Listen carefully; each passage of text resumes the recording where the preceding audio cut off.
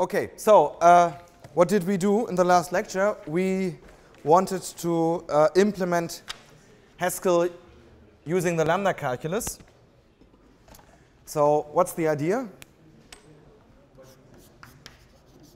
for the implementation of Haskell?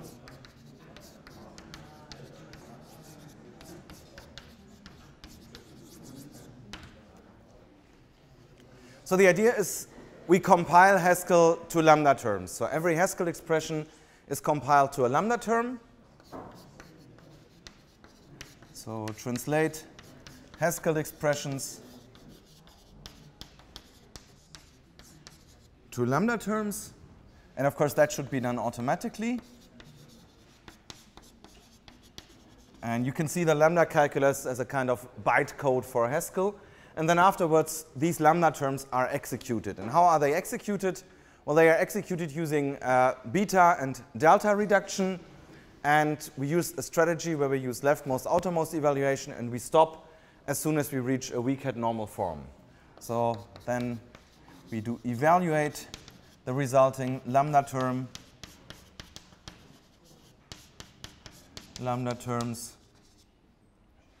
by weak head normal order reduction. And this means beta delta, so beta reduction and delta reduction using the leftmost outermost strategy, and we stop when we reach a weak head normal form. So what do we still have to solve? Well, so the question that we want to solve today is here we want to describe how does this work. So how do we translate Haskell expressions to lambda terms? So this is the first question we want to solve. How does this translation work?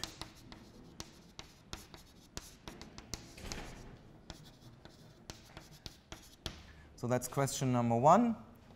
And question number two here is, well, we want to evaluate these terms using beta and delta reduction. I mean, beta reduction is clear. It's just application of lambda abstractions to other terms. But delta means that there are some predefined rules. So some rules which tell us how to evaluate the predefined functions. And so the question is, how should these delta rules look like when we want to implement Haskell? So which rule set delta should we use? So these are the two questions that we want to solve today. And when we've solved this, then we are finished with implementing Haskell. OK, so that's the goal for today. Let's start with the first question. So we want to translate Haskell expressions to lambda terms, and we do this first for simple Haskell expressions. So simple Haskell, this was the grammar for simple Haskell. And we have already seen in the last lecture that there are three main problems. So most of the things that are available in simple Haskell are also available in the lambda calculus, but there are some exceptions. The lambda calculus has no tuples. The lambda calculus has no if. And the most important difference is the lambda calculus has no recursive definitions. So the question is, how can we translate such expressions into lambda terms? And we do this by a function lam. So we do the translation by a function which we call lam. And, well, lam takes a Haskell expression, so it goes from the set of Haskell expressions to the set of lambda terms. And, well, we simply regard all these cases and then define the function appropriately. We started with this already. So what happens if we have a Haskell variable? And this variable could be really a free variable, or it could denote some function defined in your Haskell program. Well, this is just translated to itself. So this is not changed. We simply keep this variable. What happens if I want to translate some object which is a constructor or an integer or a floating point number or a character? So some of these objects C, well, they are also not modified. They are also kept. So where does C come from?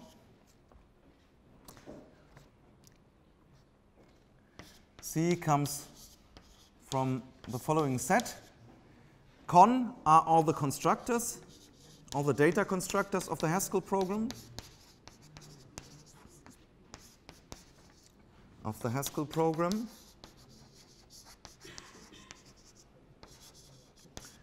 And C0 should be all the predefined operations of Haskell.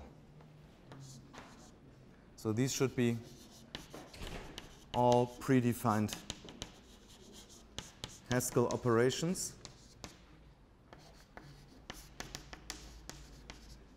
So for example, things like plus or not or square root and so on.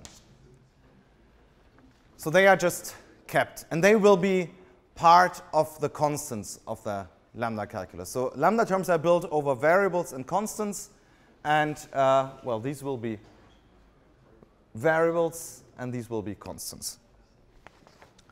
So this is, we got as far as this in the last lecture. So now let's move on to the next point. So we handled variables now, we handled data constructors, and these are also data constructors. Here we have infinitely many data constructors, all the integers, and also the floating point numbers and the characters are regarded as data constructors. So the next question is, how do we treat tuples? And in the lambda calculus, we have no tuples.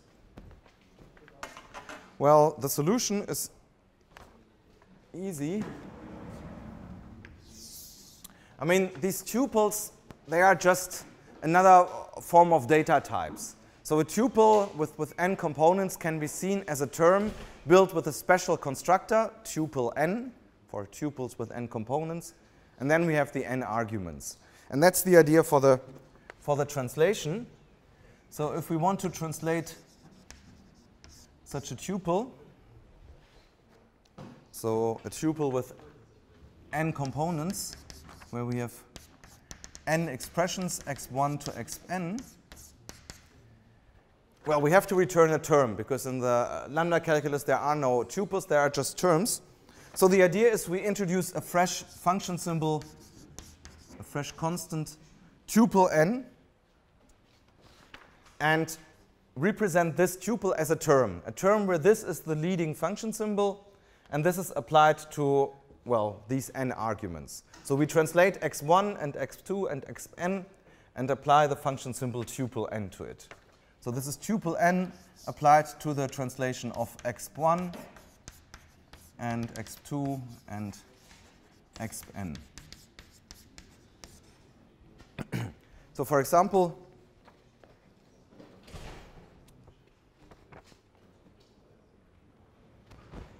we don't need an example here. So the idea is that this should be an additional function symbol. So this should be an additional function symbol, so a constant in the set of constants C. And, well, this function symbol is used to represent tuples of n components. So in the lambda calculus, instead of real tuples, we have terms like this. And then, of course, if we have to operate on tuples, then we have to translate things in such a way that they operate no longer on tuples, but on terms built with this special function symbol. And we do this for all n. So n can be 0, n can be 2, 3, 4, 5, and so on, but not 1. Because tuples with one component, they are not considered to be tuples, they are just considered to be this component and nothing else. So we do this for all n except 1.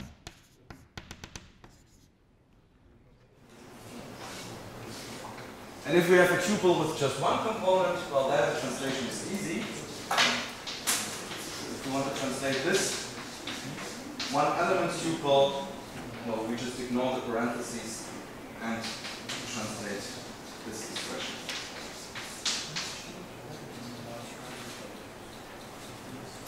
So this is the solution how to handle tuples. Just introduce a special function symbol which represents tuples. And what happens with applications? Well, applications are nothing special because applications, we have them also in the lambda calculus. So if I want to translate something like this, where x1 is applied to x2. I can simply translate both of these expressions. So I take the lambda term resulting from this expression and apply it to the lambda term resulting from this expression. So I take the translation of x1 and apply it to the translation of x2. Now the next form of simple Haskell expression is an if-then-else expression. So I have an expression like this: if x1, then x2, else x3. What should I do here? So if then else doesn't exist in the lambda class. So I solve this in a similar way as I did it for tuples. I introduce a new additional function symbol in my set of constants, a new function symbol if, and I apply this new function symbol if. So this should be a lambda term starting with if, and if is again an additional function symbol. So this is an additional function symbol in the set of constants, and I apply this to the translation of x1, x2, and x3. So if gets 3 arguments. The first one is the term corresponding to x1. The second one is the term corresponding to x2. And the last one is the term corresponding to x3.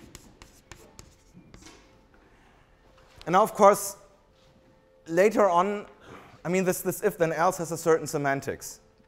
What it does is it checks whether the first argument is true or false, and if it's true, then this can be evaluated to the second argument, and if it's false, it can be evaluated to the third argument. And of course, in the lambda calculus, the same thing should happen. And so I have to make sure that this if also has this semantics. It should check whether its first argument is true, and if so, it should result in the second argument, and if this is false, it should result in the last argument. And to make this sure, I have to add delta rules. I have to add delta rules which make sure that if evaluates in the way that we would like to evaluate it. So we need appropriate delta rules. Delta rules for if, for this new function symbol if. So when we discuss about the second task, where the question is which set of rules delta should we use, we have to make sure that we also add, I mean, if is now an additional predefined function symbol, if you want, which did not exist in Haskell, but now we added it to the lambda calculus. And so we also need predefined rules for if, and well, these rules just have to express that if this is true, then the result should be this, and if this is false, then the result should be this. So it's not difficult to formulate these rules, we just shouldn't forget it. So this is the case of the if, and well, the main problem are the recursive definitions, so let's postpone this and let's first look at the last form of expression, namely expressions starting with a lambda, or more precisely expressions starting with a backslash. So if I have an expression like this, how would I translate this to lambda calculus? Well, I just use the syntax of the lambda calculus. So backslash is replaced by a proper lambda. The variable remains as it is. The arrow is replaced by a dot. And exp is translated by the function lambda. So, I mean, lambda abstractions we have in the lambda calculus as well. So the only case that's still missing are expressions that contain a local declaration, a let. So let's discuss about this next.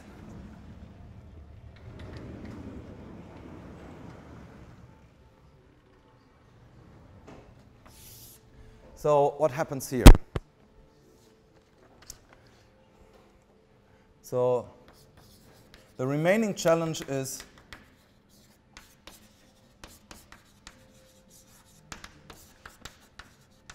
translate let expressions. So expressions of the form let var equals exp in t. So translate something like this. Let, and now we have this declaration, var equals exp in x prime. So this doesn't exist in the Lambda calculus. I mean, we have no let declaration. And of course, the main problem is if this is a recursive declaration. So if this variable also occurs in this expression over here. So what can we do? I mean, essentially, what does this mean? The meaning of this expression is x prime, but all occurrences of this variable get this value. So that's intuitively the meaning of this. So the first idea could be the following. So the first idea could be the following. Let's look at the translations of these two expressions, of x and of x prime. So let's compute the translation of exp and of x prime. And well, let's say this results in a lambda term t, and this results in a lambda term t prime. And if we have this, then what would be the translation of the whole thing? Then the translation of this let expression, let var equals exp in x prime,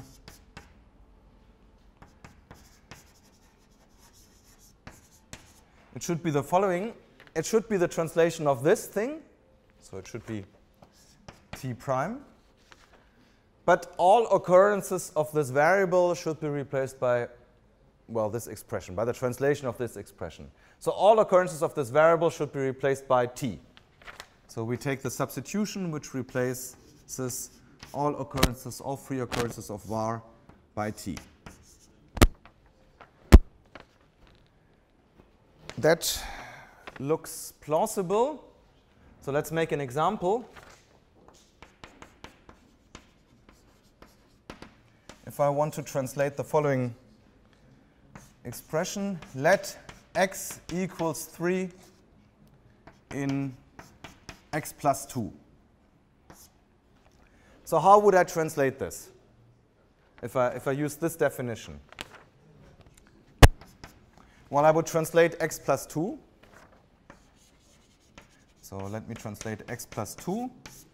But in the term that results from this translation, I have to replace all occurrences of x by the translation of 3.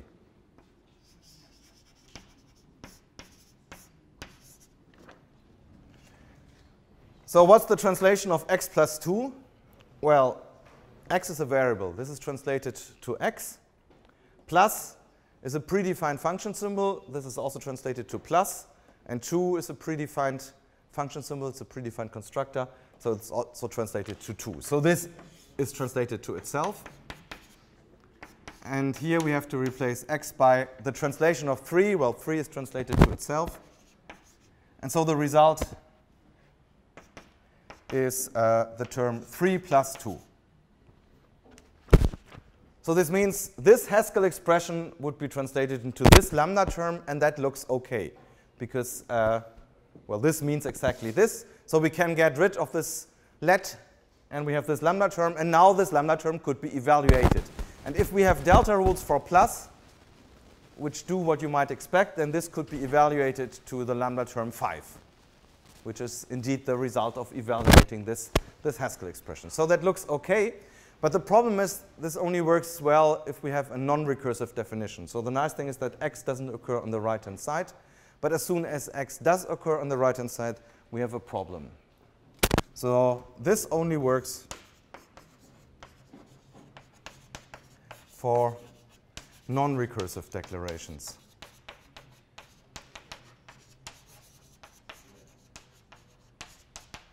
And so we cannot take this definition, but it has to be a little more involved. So what happens if we have recursive declarations? Let's look at an example. And our standard example for recursive declarations was the factorial function. So suppose we have something like this. Let fact be the factorial function. So it's lambda x, and then if x is negative or 0, then the result is 1, and otherwise the result is the factorial function applied to x minus 1 times x. And this whole thing's, for example, in the term fact2. And, well, now you see the problem. If I translate fact2 to a lambda term, well, I get fact2 again. And now, if I use the same definition as above, then I would have to replace all occurrences of fact by the right-hand side, or by the translation of the right-hand side. But the problem is that fact itself occurs again here. And in fact, the meaning of such an equation, of such a recursive definition, is not that fact has to be replaced by the right-hand side, but, well, it's a recursive definition, and we know what the meaning is because we defined the semantics of Haskell before. The meaning of this is that fact should be the smallest function, the most undefined function that satisfies this. So a recursive definition means, or a recursive declaration means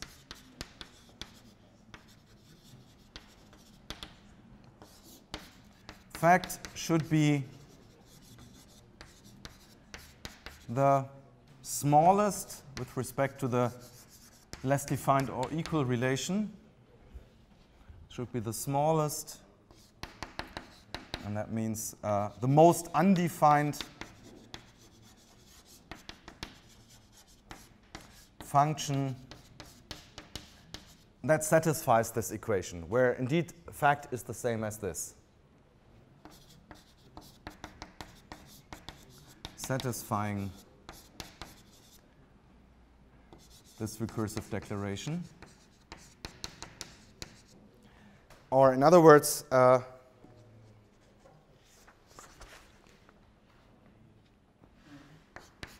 so in other words, it should be, fact should be the least fixed point of the higher order function that maps any function fact to this right-hand side. So fact should be the least fixed point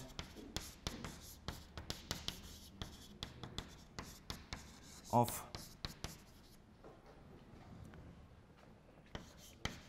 the following higher order function.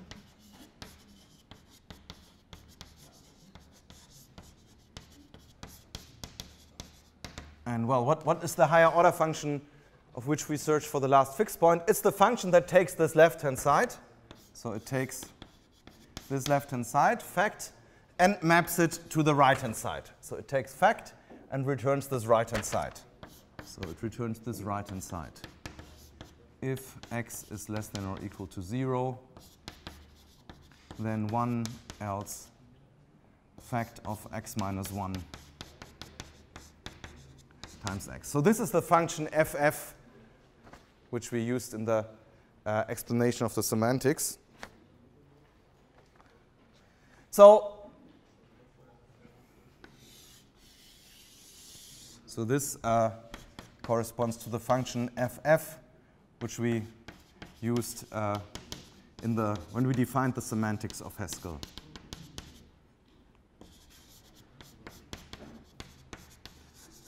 So, in other words, if we had another function which computes least fixed points, then we could also write this expression up there in a different way. So what we could also write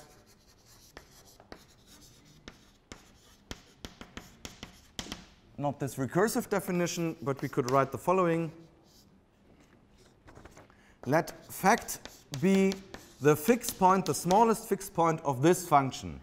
So it should be the smallest fixed point of this function, the function that takes any argument fact and maps it to the corresponding right-hand side. If x is negative or 0, then 1, else fact of x minus 1 times x.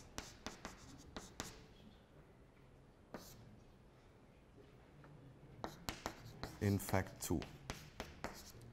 So instead of this expression up there, we could also write this expression down here, provided that this function fix does the right thing. If this function fix computes least fixed points, the least fixed point of its argument.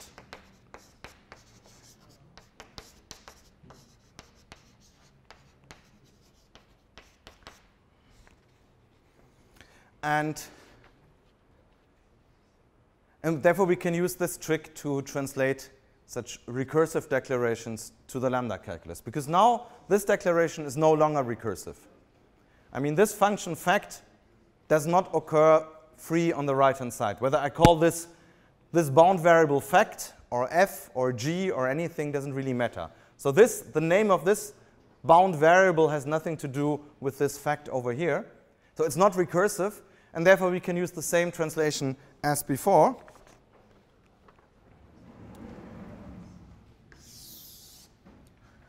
So therefore, we can translate the Haskell expression into the following lambda term. The Haskell expression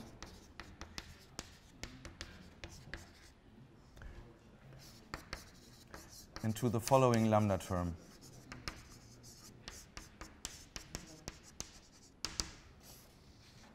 So we do it as before, as I wrote it above. We translate the term after the in. So we translate this fact 2.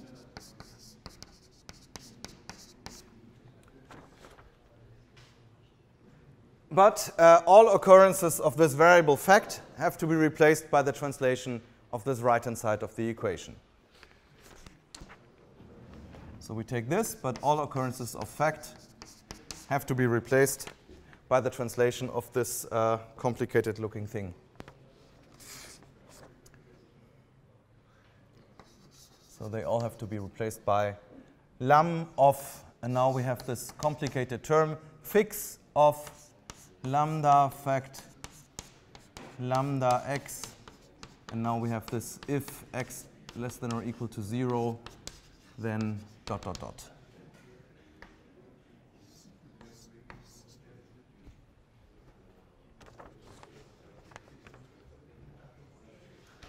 So this finally leads to the solution, how we can define this lambda translation for arbitrary let expressions. So in general,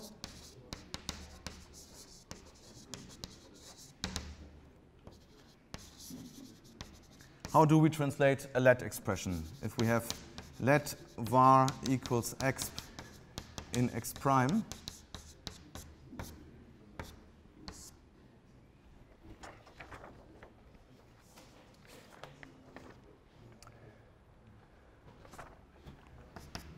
well, we translate this x prime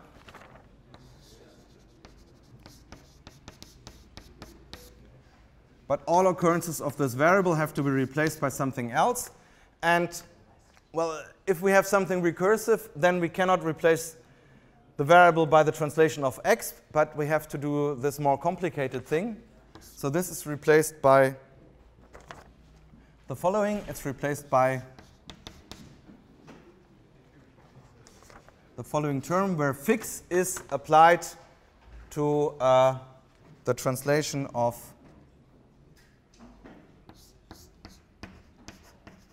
lambda var dot, and now we have the translation of exp over here.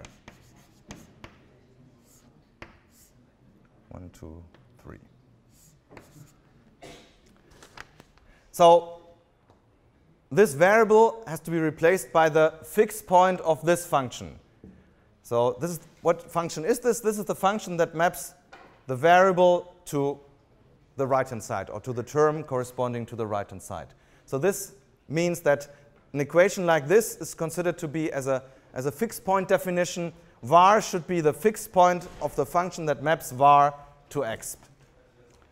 And of course, here we now have this strange function symbol fix. And so we have to add this to the constants of the lambda calculus as well. So this is a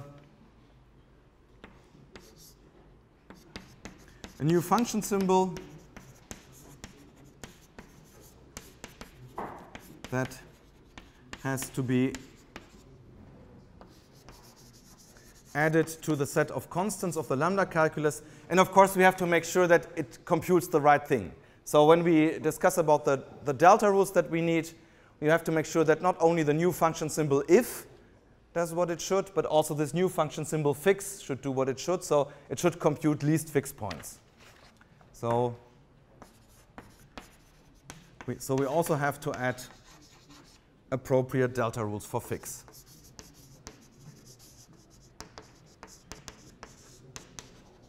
Delta rules for this function symbol fix. And before illustrating that this translation really does the right thing, let's recapitulate the whole definition of this translation from simple Haskell to lambda terms. We had this on the blackboard already, but I summarized it on a slide. So how does this work? Well, we create lambda terms containing variables and constants. And the set of constants that we use is this set calligraphic C. So it consists of C0, and these are all the predefined function symbols. So function symbols like plus, not, square root, and so on. This is hardly readable, but well, these are the predefined function symbols. And I wrote plus, not, and square root as an example on the slide. Then moreover, all the constructors of the Haskell program are considered to be constants. And this also includes all the constructors of int, so all the int numbers, all the floating point numbers, and all the characters. And then we need some additional new constants which we need for the translation. So we need these new function symbols tuple n, for n which is 0, 2, 3, 4, and so on. We needed this to represent tuples. And we added these two new function symbols if and fix. If is needed to translate if expressions, fix is needed to translate let expressions. And here are the definitions of lam, and this is just summarizing what we did before. So variables are translated to themselves, predefined function symbols and constructors are translated to themselves. Tuples are translated to terms built with tuple n, except for one element tuples. Applications are translated to themselves. If expressions are translated to a lambda term built with this new function symbol if. Lambda abstractions are translated to lambda abstractions, and let expressions are translated to this term over here, where we first translate the expression after the in, but all occurrences of the variable are replaced by this lambda term. And this lambda term is built with this new function symbol fix. It's the least fixed point of the function that maps var to exp, and exp is translated again by the function lam. So this is the definition of this translation function. And well, now let's check whether it does the right thing. So let's see in our example how it works for the factorial function.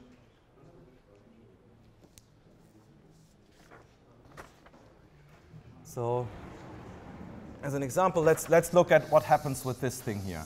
So I call this lambda term star.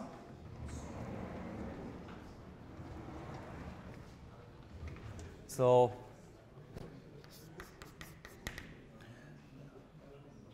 if I have this recursive definition here of this factorial function, if I have this Haskell expression where factorial is defined in a recursive way, and I want to know what is the factorial of 2.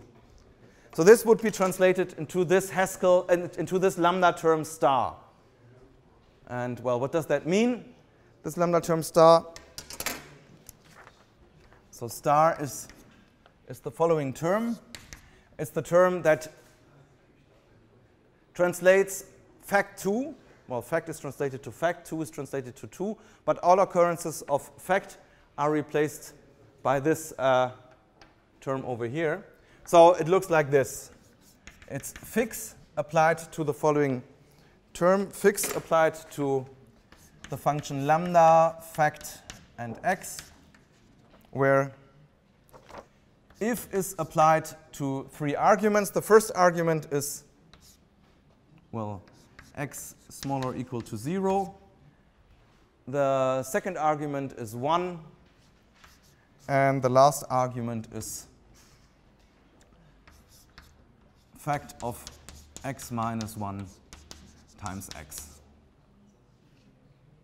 And this thing is applied to the number 2.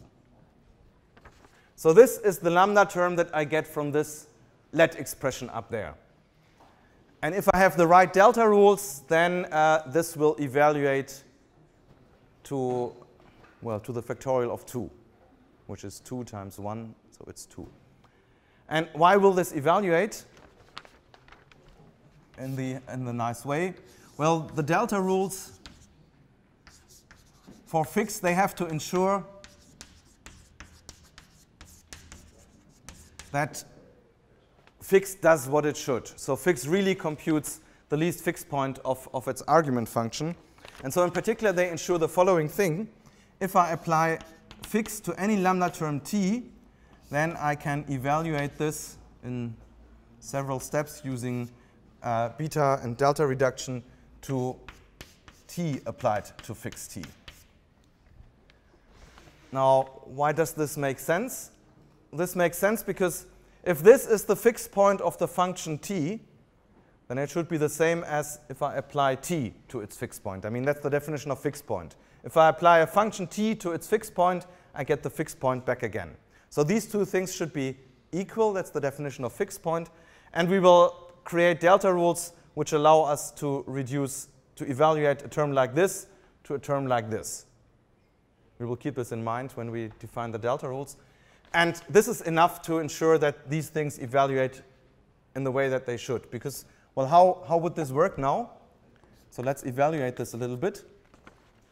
Here I apply fix to some strange-looking lambda term. So to this lambda term here.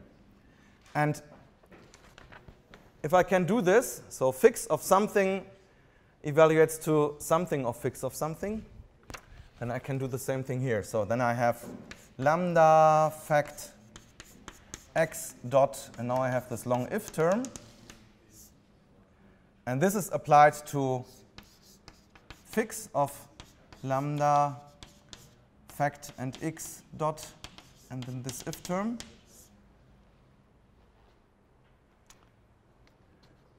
And the last argument was 2. So I have to apply this function to this argument and this argument. And by beta reduction, this means that fact here is instantiated by the first argument, and x is instantiated by the second argument. So by applying beta reduction 2 times, I get if, and now all x's are instantiated by 2. So if 2 is smaller or equal to 0, then I get 1, and otherwise I get, and now fact is instantiated by this ugly looking fixed term. So fix of lambda fact x dot if blah blah blah applies to x minus 1, what is x minus 1? That's 2 minus 1 times 2.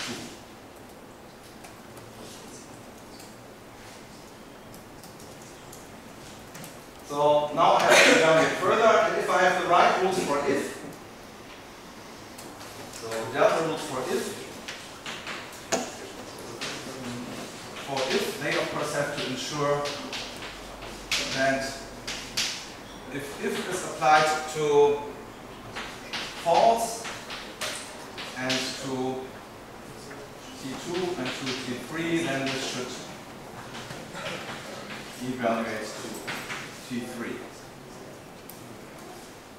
So this can be evaluated further to false, and then if of false, 1 and something evaluates to something. So by evaluating this a little further, I get this term over here. So I get fix lambda fact x dot if blah blah blah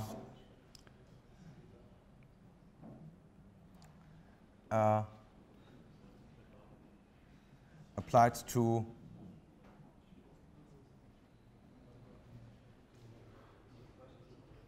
this function applied to 2 minus 1, and then the whole thing is multiplied by 2. And now I have to continue this whole thing, and then finally it will turn out that this thing will evaluate in several steps to 1. And so finally, if I have the right delta rules for times, then the whole thing will evaluate to the number 2. So I mean, you have to think of this as the machine language of functional programming. This is not looking nice. I mean, these ugly terms with fix and lambdas, they look ugly. But the point is not that you as a programmer should be involved with this, but this should be done by the machine. So you can compile your nice-looking Haskell program into an ugly-looking lambda term, which looks as ugly as machine language looks. And then you have this very easy virtual machine, which applies the reduction rules of the lambda calculus. And there are just 2 of them, beta and delta, and that's it. So it reduces this, and then it outputs the result, and then, by surprise, you get back 2. Although this original lambda term looked horrible, but this thing indeed evaluates to the number 2. And that's, well, that's the thing how machine languages work. They are made for the machine and not for the human. But the nice thing is that this implementation itself is very easy. I mean, this is your compiler, and it fits on half a slide. So implementing this compiler is not difficult. And implementing the reduction rules is even easier. I mean, beta and delta reduction is trivial to implement. And then that's it. And of course, you can increase speed by doing this in a more clever way, and you can do this more efficiently. But essentially, this is the implementation of a compiler for a functional language like Haskell. Now, the only thing that's missing is I didn't define these delta rules yet. So I said that, well, the delta rules for fix, they have to ensure that this happens. And the delta rules for if have to ensure that this happens. And of course, if is applied to something where the first argument is true, then it should do a similar thing. So if of true, T2, T3 should, of course, evaluate to T2. So we still have to define the appropriate delta rules. And of course, this is what we are going to do.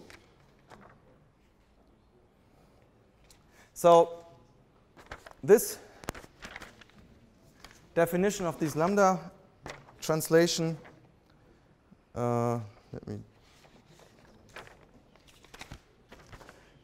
this is from the definition number 333. So definition 333 is the translation from simple Haskell to the lambda calculus.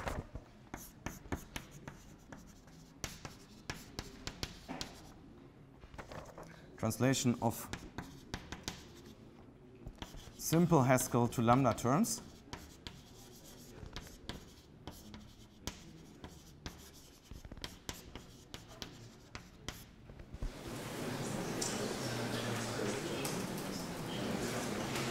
Well, it's the exact definition.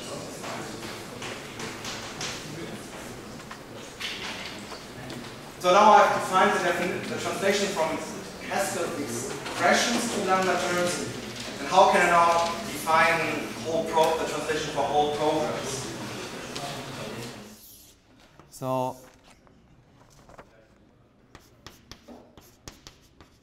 to translate a Haskell expression exp in a program P, because up to now we just translated expressions in the empty program. But usually you have a long Haskell program with many declarations, and you want to compile this Haskell expression with respect to this program. But of course we can use the same trick that we used already for the semantics. We just make this program local. So instead we just translate the following expression: let P in exp. So we make all these declarations local. We put them all into a local declaration, and then we translate this expression in the empty program.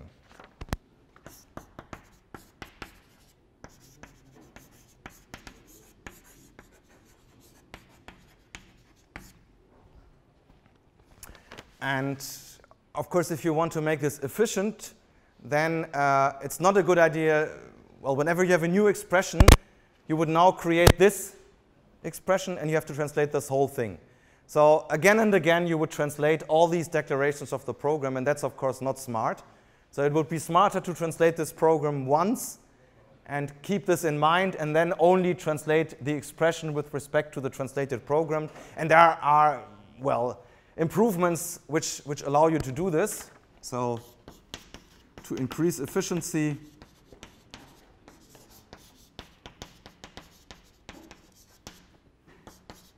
P should be translated in advance, and it should be translated only once.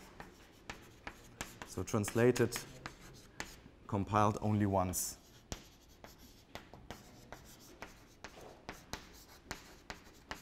But I mean, here the main purpose is to show how it could work in principle, and that improvements are possible to increase efficiency. That is obvious. So in the course notes, there are some comments on this, how this could work, this pre-compilation. But if efficiency is not your main concern, you could indeed translate this like that. So how could we translate? How do we translate Haskell programs in general to the Lambda calculus? That is summarized in the following definition. Translation of Haskell to the Lambda calculus.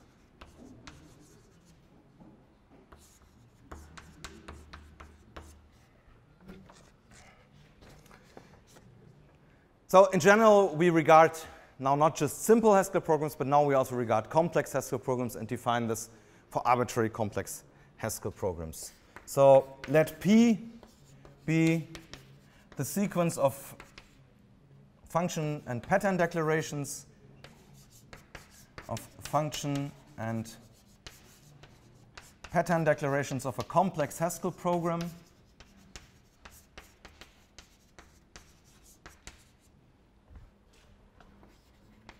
Of a complex Haskell program. And we have some expression, and this expression may not contain any free variables except those that are defined in P and those that are predefined in Haskell. So let X be a complex Haskell expression,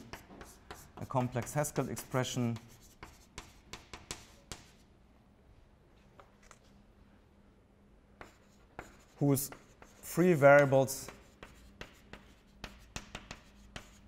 are all either defined in P or they are predefined in Haskell.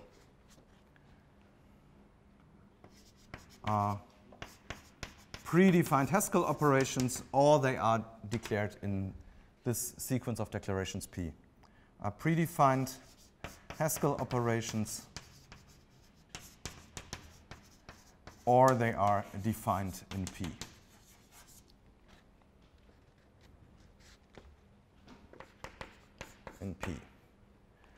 And let C0 again be the predefined function symbols, so plus, not square root, and so on.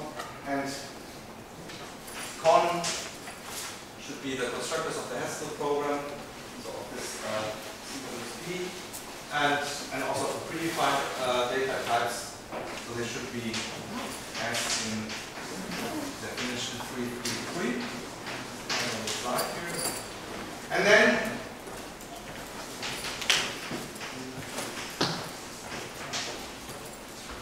we define the constants that we need in the lambda calculus when we translate this program and this expression to a lambda term. What are the constants that could occur in this lambda term? Well, the constants that occur in this lambda term could be C0, it could be con, it could be these things that we needed in the translation, so it could be tuple or if or fix. So it could be tuple n, where n is from 0 to 3 and so on. It could be if or fix.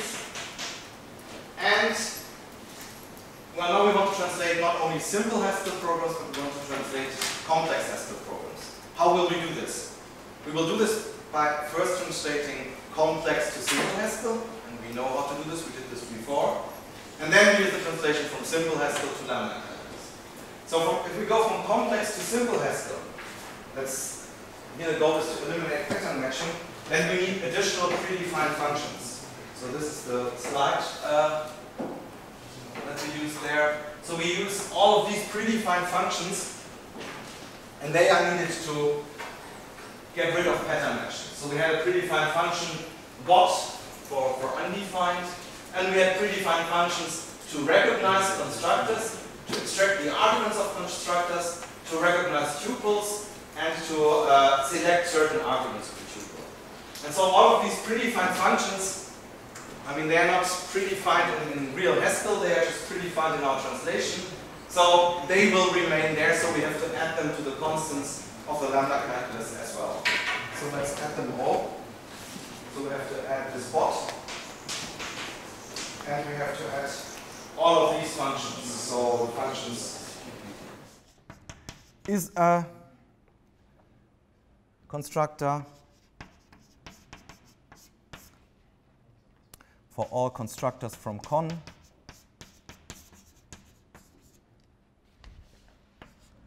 Arc of constructor for all constructors of con.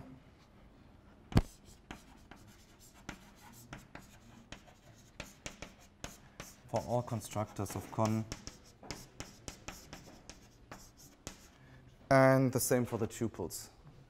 So is n tuple for all n except 1. And also these selection functions. So these selection functions cell ni, where n is greater or equal to 2, and I is between 1 and n.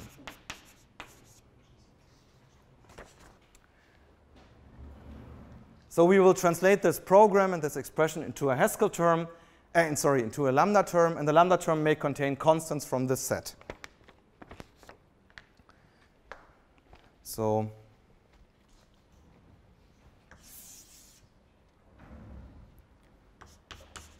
the translation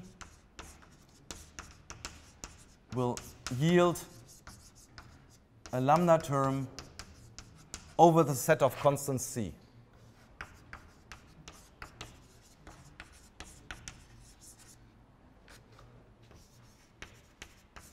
Over the set of constants C. And how is this translation defined?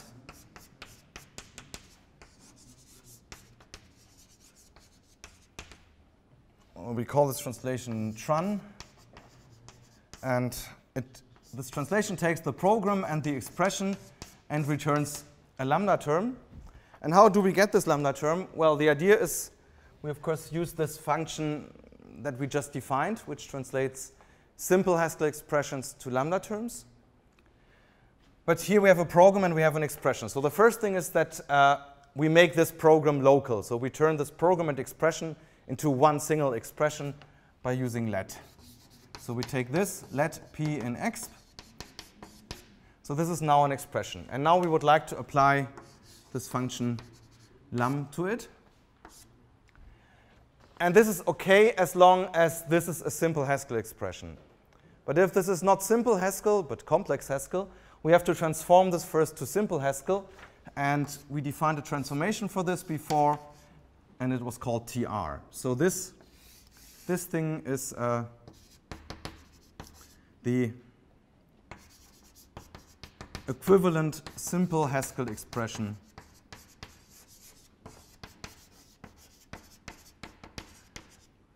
which is equivalent to this expression. So this is not necessarily simple Haskell, but tr means transform this to a corresponding simple Haskell expression. And this transformation will introduce these additional function symbols is and argov to get rid of pattern matching.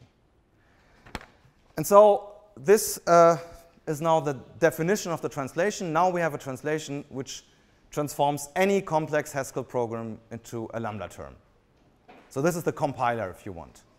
And the remaining question is, how does the virtual machine execute the Lambda calculus? So how do we evaluate these Lambda terms that we get?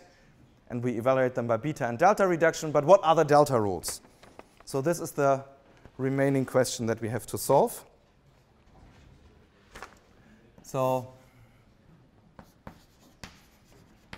what still remains to be done, so the remaining task is define the delta rules that are used to evaluate the Lambda terms that result from Haskell programs. To evaluate the Lambda terms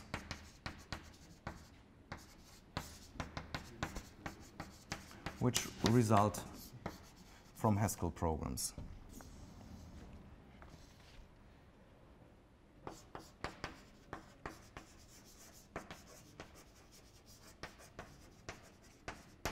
And, well, what do we have to consider here? Well, we have all of these constants here. So C is the set of all constants. And so we have to define rules to express what these constants mean. So for example, these rules have to make sure that if does what it should, fix does what it should. And also these predefined operations here, is and arc-off, they should also do what they should. So predefined functions, both those that are predefined in Haskell, but also those that are predefined during the transformation, and also those that are predefined because of the translation to Lambda terms, they should get the intended semantics. Should get the intended, well, or they should get the intended behavior. And the other challenge is we cannot define delta rules completely arbitrarily because there are rather strict restrictions on the syntax of delta rules, because we wanted to ensure that we do not destroy confluence. And to ensure this, there were certain restrictions like no free variables on left-hand sides of delta rules and so on. So there are rather strict syntactic restrictions on delta rules, and these strict restrictions were made to ensure confluence.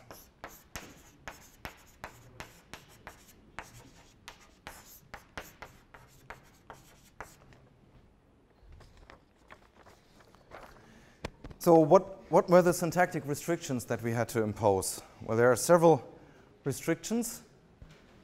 So for example, we had a restriction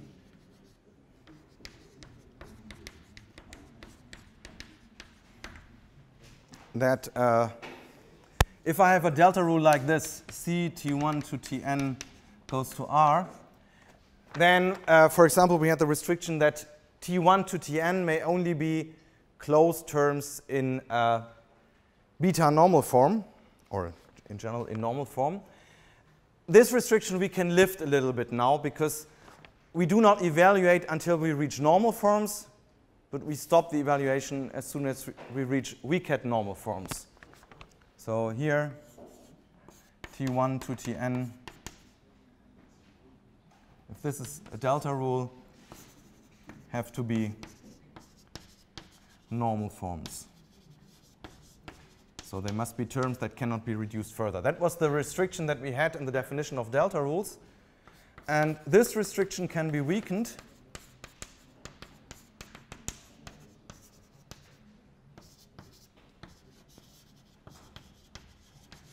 so now T1 to Tn only have to be in weak-hat normal form.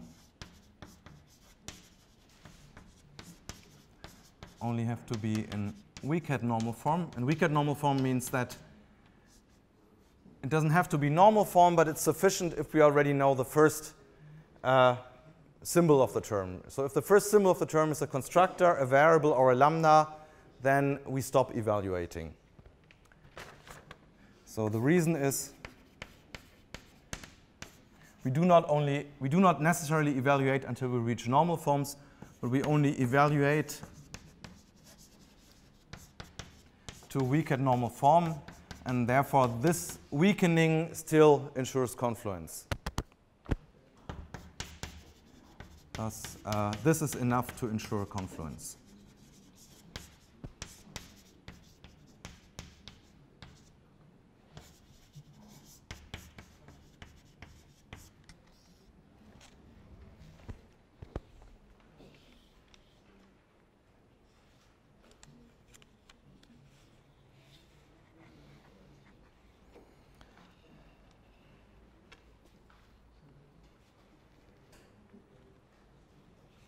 Okay, so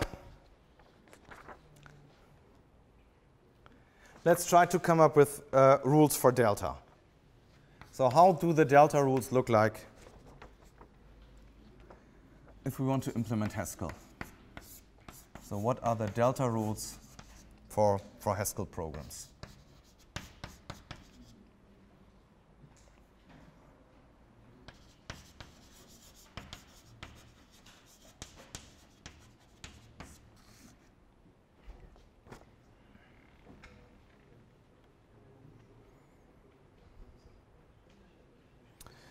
So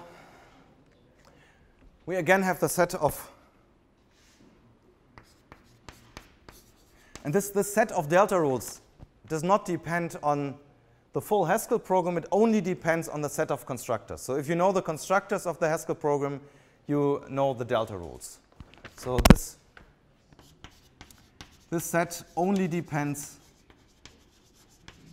on the constructors of the Haskell program, on the data constructors of the Haskell program. It does not depend on the declarations, the other declarations in the program of the Haskell program. So let's say con is the set of constructors of this program. Let con be the set of constructors of a Haskell program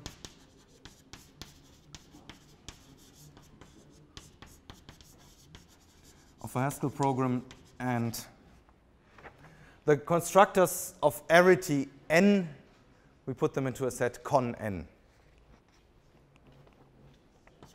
where con n are all constructors of arity n.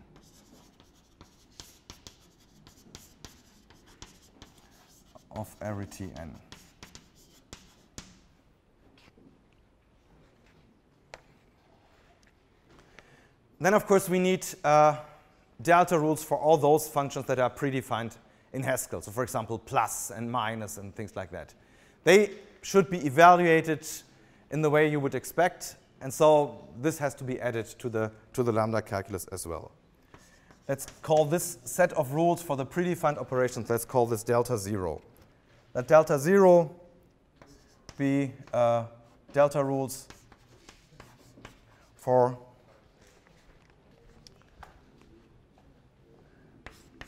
the predefined operations of Haskell.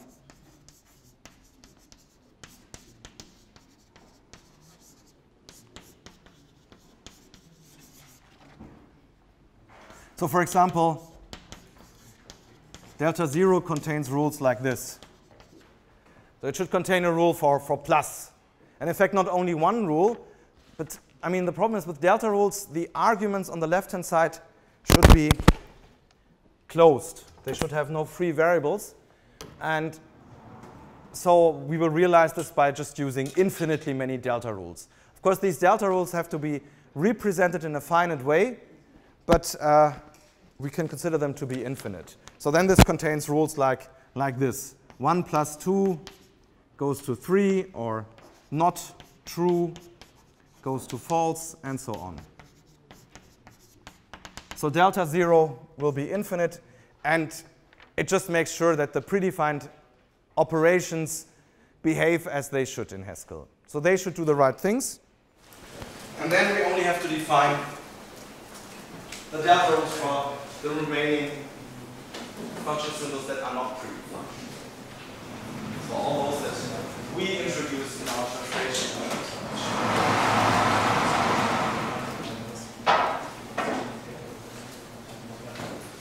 So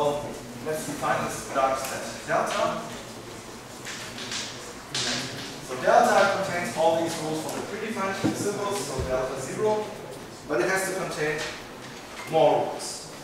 So what function symbols do we have? What constants do we have? Let's look at the topmost blackboard, and there we see what we have. So we have C0.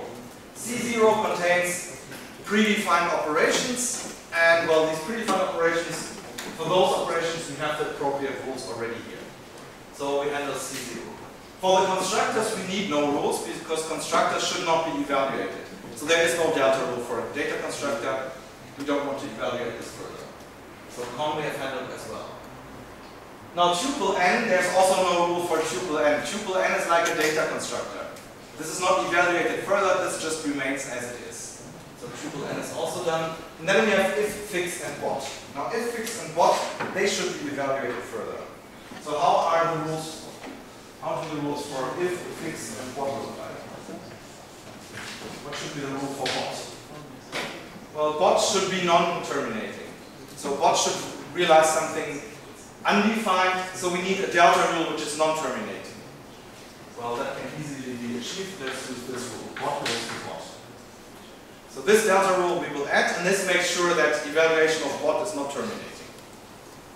So now we added this to our delta rule, and now we can, as soon as what appears, we can evaluate it forever, and that's good. Now, what about if?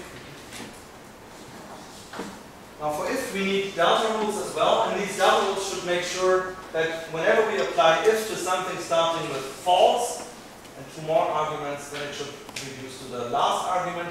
And if we apply to something starting with true, it should reduce to the second argument.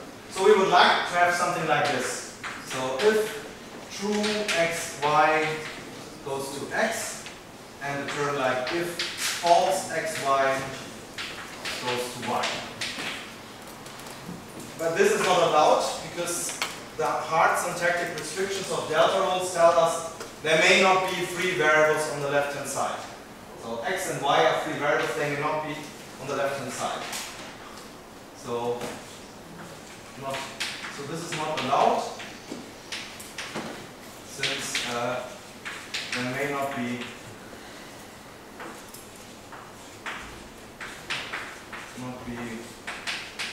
free variables on the left-hand side. But that's not a real problem. So if there may not be free variables on the left-hand side, well, then let's move the free variables from the left-hand side to the right-hand side and add a lambda. I mean, we are now experienced functional programmers, so we have no problem translating this into the requested form. So let's just replace this by the following rule. So if I apply if to true, it reduces to this lambda term, and well, now clearly the right thing happens.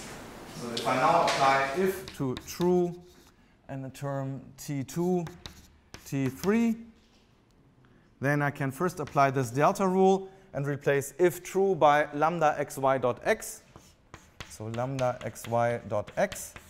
And this is applied to T2 and T3. And by 2 more applications of a beta reduction, x is replaced by T2, y is replaced by T3, and so the result will be T2. So this does what it should. And this conforms to the restrictions of delta rules. There is no free variable on the left-hand side, so that's fine. Okay, and the rule for if false looks similar. So if false can be reduced to the function lambda xy dot y. So these are the rules for if. And now we need a rule for fix. And now what should fix do? Fix should compute the least fixed point. And more precisely, we need rules which ensure that this happens. So we would like to define the rule like this. Fix of x goes to x of fix x. Now that's not allowed because we have a free variable on the left-hand side. But we can use the same trick as above and move this free variable to the right-hand side and add a lambda. And that does what it should. So the rule for fix will look like this. Fix goes to lambda x dot x fix x. So if I have this rule, then for sure I can do what I want here. Okay, so let's continue. Now everyone woke up, that's good. Okay, so we have the rule for fix and no fire alarm. So what else do we have? We have if, fix, and bot, and we added the delta rules for if, fix, and bot. And so what's missing now are the rules for is a constructor and is a n tuple and so on. So how would this look like? Well, is a constructor, or maybe is a n tuple. Let's start with this one first. Now, is a n tuple, this should recognize tuples with n components. And if it's applied to a tuple with n components, it should return true, and otherwise it will be undefined. So here we can do the following. Whenever we apply this, well, in the lambda calculus, there are no tuples, but tuples are now represented by this special function symbol tuple n. So if this is applied to a term of this form, tuple n, t1 to tn, then it should return true. And we have this, of course, for all n from 0 to 3 and so on. But in order to conform to the restrictions of delta rules, these terms here may not be arbitrary, but they have to be closed and in weak-hat normal form. So t1 to tn are lambda terms. They are closed and in weak-hat normal form. What's this? Okay, so this is the trick how to handle is-a. And now selection works in the same way. So if I want to select the ith component of such a tuple, then again this works only if the argument starts with tuple n, and now it should select the ith component. So this should go to ti, and for all n greater or equal to 2, for all I between 1 and n, and the ti's should again be closed and in weak-hat normal form.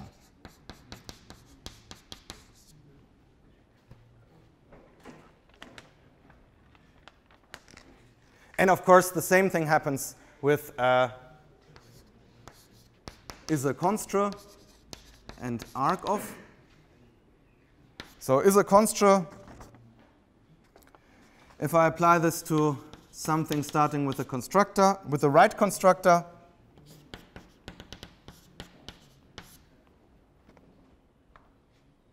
then it should return true, provided that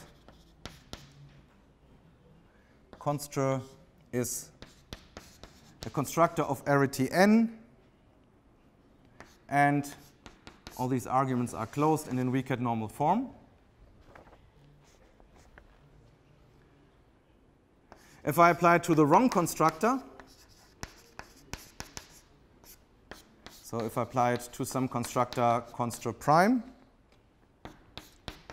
t1 to tm, then it should go to false. So this time constr prime is some other constructor in con m, where constr and constr prime are not the same. And again, these t1 to tm are closed and in weak-hat normal form.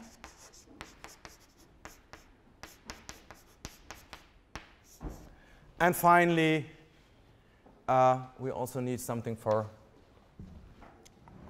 arg of, and then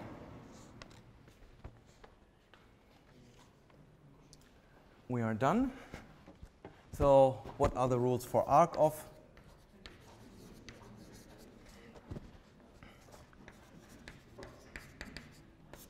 So if I apply this to the right constructor with the arguments t1 to tn, then it should return the tuple of the arguments.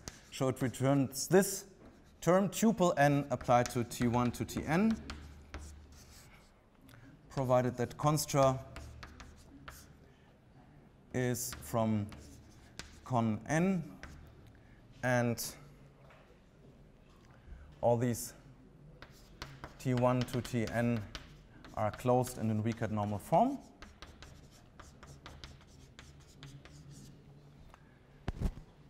And this is only done if n is greater than, if n is not 1.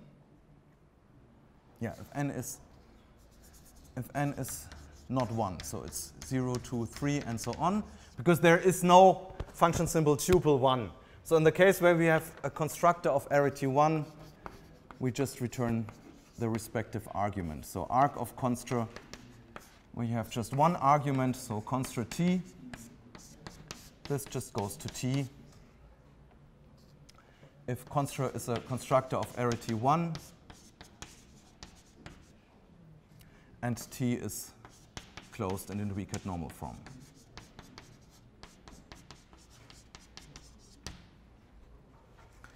So this set of delta rules is infinite. So delta is infinite, but it can easily be represented in a finite way. And I mean, that's the point. We want to, if we translate a Haskell program to a Lambda term, then we want to evaluate it. And the rules for evaluation, there are infinitely many of them, but it's easy to find out automatically how to reduce this term because you can easily represent this rule set in a finite way. For example, if you have is a constr and then an argument, you check does this start with the right constructor or not, and then you return true or false. So it is infinite, but can be represented in a finite way. In a finite way. So it can indeed be used for implementing Haskell.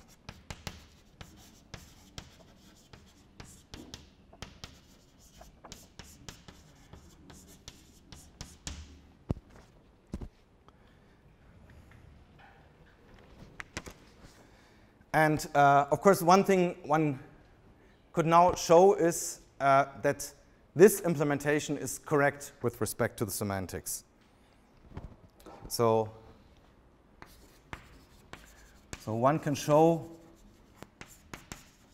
that this implementation is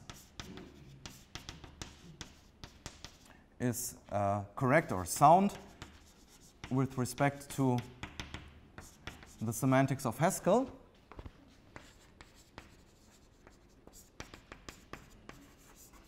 And what would one have to show here? So one would have to show that, I mean, what does the implementation do? Let's maybe write this here. So the implementation does the following thing. The implementation takes a program P and an expression exp. And then the implementation translates this to a Lambda term. And it uses this function tran. So this creates the term let P in exp, translates it to simple Haskell, and then further to a Lambda term. And then this is evaluated. So if this reduces by beta delta reduction to some term Q, using weak-at normal order reduction, so we make sure that we do leftmost outermost evaluation. So if this happens,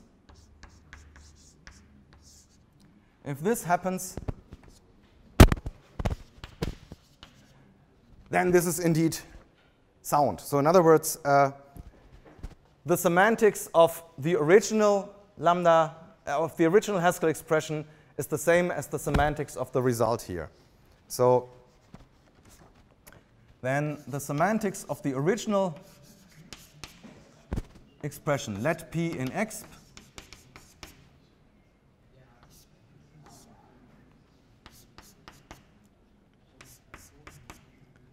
in the initial environment is the same as the semantics of the term that we just obtained. And of course, this could be a complex Haskell expression, so then we would have to transform this to simple Haskell and use the right environment, which can also deal with these predefined functions, and similarly here as well. So in other words, the semantics of the expression that we start with is the same as the semantics of the expression that we end with. So all these evaluation rules are sound, and also the translation from Haskell to Lambda calculus is sound as well. And moreover,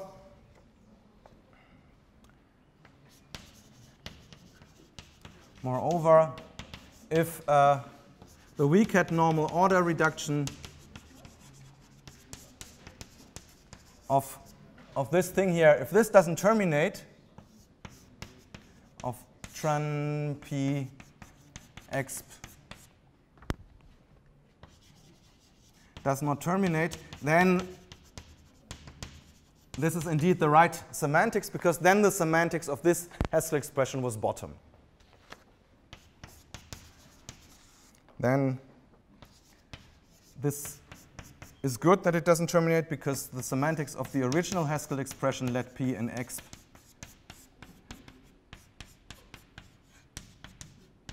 was bottom, so it should not terminate. So this would mean that, I mean, this implementation you could consider as a kind of operational semantics of Haskell. And this proves that, or this claims that the operational semantics is equivalent to the denotational semantics that we defined. So this means the operational semantics of Haskell that we defined via the implementation and the denotational semantics are equivalent.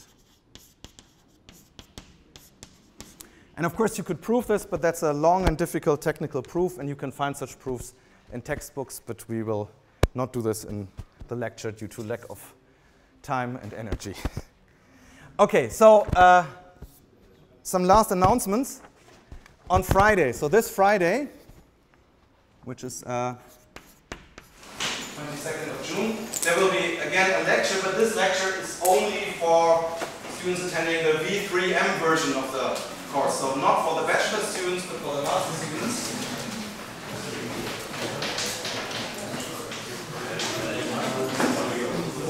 Well, okay, the bachelor students are welcome, as usual, but it will not be part of the exam for bachelors, but it could be part of the exam for masters. And then the week after, there will be no lecture, but there will be 2 exercise courses. So on Monday, there will be an exercise course. On Wednesday, there will be nothing. And on Friday, the 29th, there will also be an exercise course. And then the week after, everything will be as usual. So on July the 2nd, we will meet again. So see you then.